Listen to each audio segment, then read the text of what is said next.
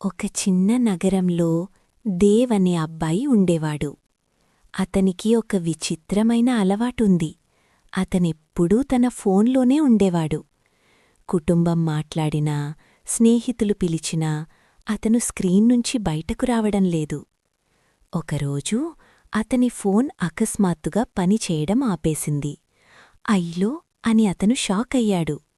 చాలా ప్రయత్నించాడు, కాని ఫోన్ ఆన్ కాలేదు. బోర్గా బయటికి వచ్చాడు.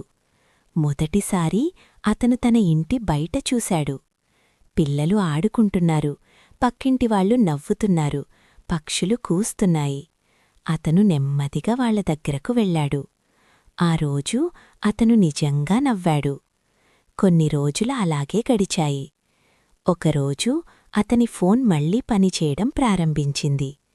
అతను కొద్దిసేపు చూశాడు, తర్వాత ఆఫ్ చేసి పక్కన పెట్టాడు. అతను నవ్వుతూ అన్నాడు, లైఫ్ స్క్రీన్లో కాదు, బయట ఉంది.